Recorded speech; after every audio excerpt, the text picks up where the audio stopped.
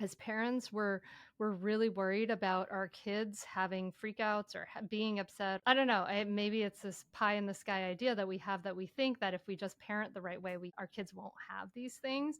Are you encountering this kind of thing? Yes, everything you said is true. It seems like kids are freaking out more. And let's not confuse freaking out, which is like this moment of losing it, right? With our feelings, with our thoughts, with our bodily sensations, with our behaviors, and also feeling stressed and anxious all the time, right? Because I think those Mm, are related, but they're two different things. I do think everyone is much more aware of this stuff for a variety of reasons. One is the internet exists, so there's just so much more information. Podcasts didn't used to exist. Like the only place we got our news was the 6 o'clock news, right? And they weren't mhm, talking about kids with anxiety because there were a million other things to cover. So there's just a lot more information in the world, which I would argue isn't always a good thing. I think it mhm, is possible to have too much information. Um, and some of that information, you were talking about kids learning about this stuff and then pathologizing, I'm going to say normal experiences of flipping out, of feeling anxiety, typical, mhm, reasonable human behavior, right?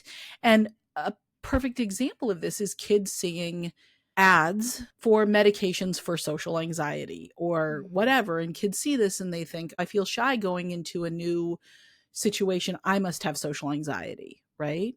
mhm, But the flip side of that double edged sword is I know kids who have learned about social anxiety on social media, on TV, thought really deeply about their experience, and then gone to their parents and said, I think I have this. And it turns out they do.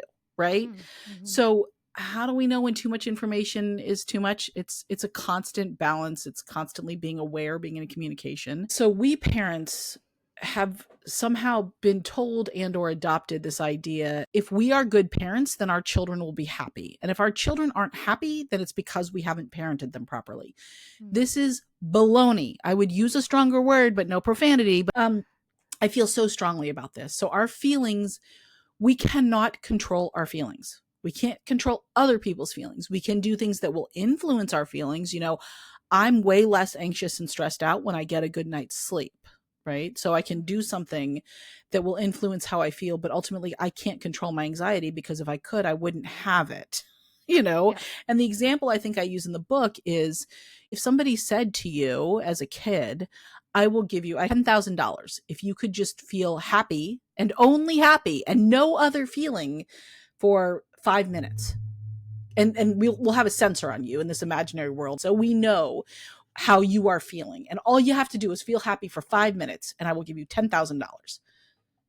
It's not going to happen. The minute we say this, the kid is going to feel anxious about feeling happy enough, right? So, but if we could control our feelings, it would be the easiest thing in the world to do. Anybody can do anything for 5 minutes, right? Wrong. Mhm, But in America, it's like happiness is the ultimate goal, and we've got self-help books about how to be happier, and we've got college courses about happiness.